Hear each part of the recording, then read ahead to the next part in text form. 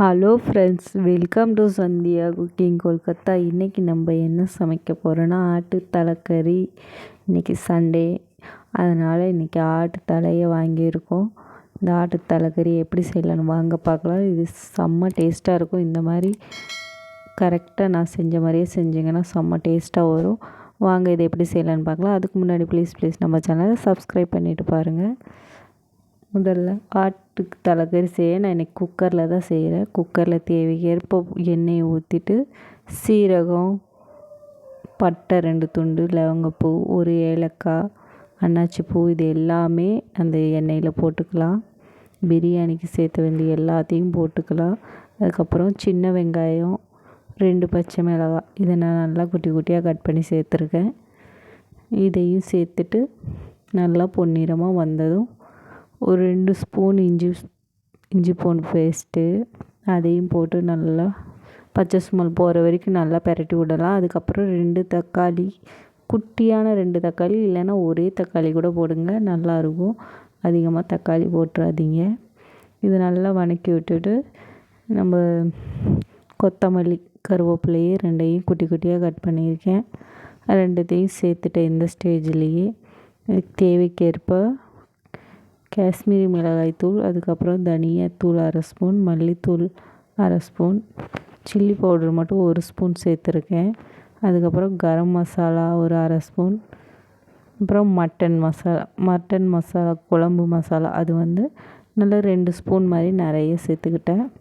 அவ்வளோதான். இது எல்லாமே நல்லா சேர்த்து பரட்டி விடலாம் பச்சை ஸ்மெல் போகிற வரைக்கும். நான் ஆட்டு தலைக்கறியில் நல்லா ஒரு 5-6 தண்ணி நல்லா கழுவிட்டு உப்பு மஞ்சத்தூள் போட்டு எல்லாம் கழுவி வச்சுருக்கேன். ஒரு half அன் ஹவர் முன்னாடியே எல்லாத்தையும் கலக்கி வச்சுருக்கேன். இதுலேயே உப்பு இருக்குது. இந்த கறியை இந்த ஸ்டேஜில் நம்ம சேர்த்துக்கலாம். சேர்த்துட்டு நல்லா பெரட்டி விடலாம்.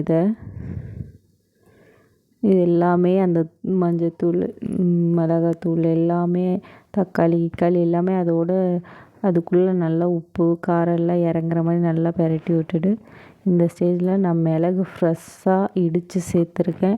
மிளகு இந்த மாதிரி இடித்து சேர்த்திங்கன்னா ரொம்பவுமே நல்லாயிருக்கும். டேஸ்ட்டு செம்மையாக இருக்கும். இந்த சூப்பு டேஸ்ட்டு இந்த மிளகுல தான் வரும். அதை இடித்து சேர்த்துட்டு நல்லா பெரட்டி விட்டுட்டு நம்ம தண்ணி எந்த அளவுக்கு வேணுமோ அந்த அளவு சேர்த்துக்கலாம். இந்த கறி மூழ்கிற அளவுக்கு தண்ணியை நான் ஊற்றிக்கிட்டேன். உங்களுக்கு தேவைக்கு ஏற்ப கிரேவியாக வேணும்னா தண்ணியை கொஞ்சம் கம்மியாக சேர்த்துட்டு உங்கள் குக்கரை பொறுத்த வரைக்கும் விசில் விட்டுக்கிறதுங்க. நான் இன்றைக்கி ஒரு 6 விசில் விட்டேன்.